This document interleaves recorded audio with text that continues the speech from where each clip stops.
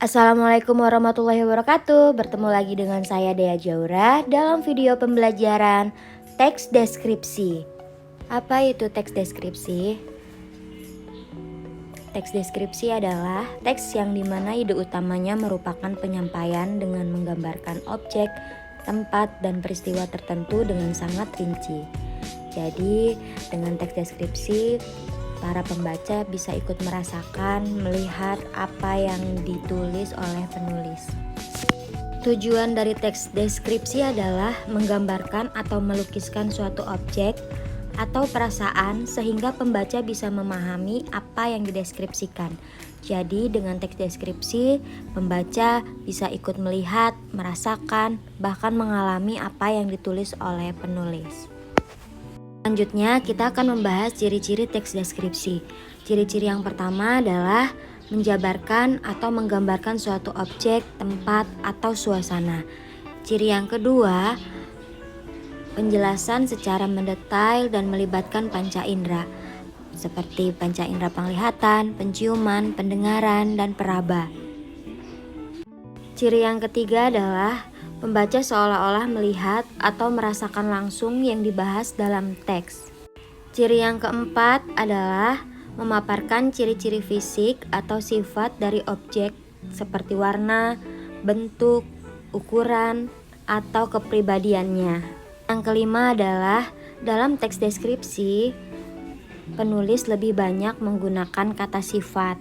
Sekarang kita akan membahas tentang jenis-jenis teks deskripsi. Jenis teks deskripsi itu ada 3. Yang pertama objektif, yang kedua subjektif, dan yang ketiga adalah spasial.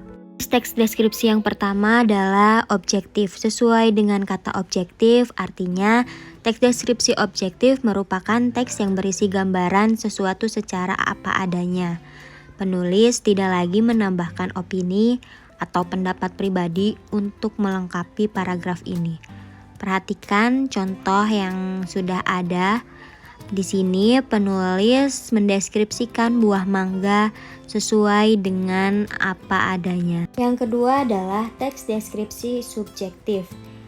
Teks deskripsi subjektif ini berbeda dengan teks deskripsi objektif. Pada teks deskripsi subjektif justru mengharuskan penulis untuk menggambarkan keadaan sesuai dengan apa yang dilihat dan dirasakan penulis.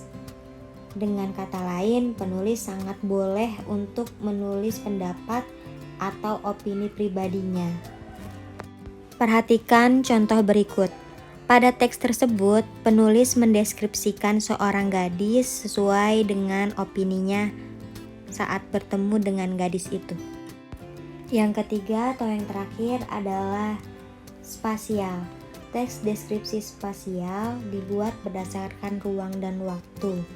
Artinya, dalam teks ini bisa menjelaskan suatu ruangan, benda, atau tempat dari berbagai penjuru, luar, dalam, atas, dan bawah dengan detail dan spesifik. Perhatikan contoh berikut.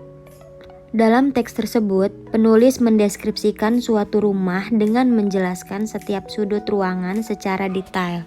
Nah, itu tadi adalah materi tentang deskripsi. Ada pengertian, tujuan, ciri-ciri, dan jenis. Cukup sekian video kali ini. Semoga bermanfaat ya. Sampai jumpa di video pembelajaran berikutnya. Terima kasih.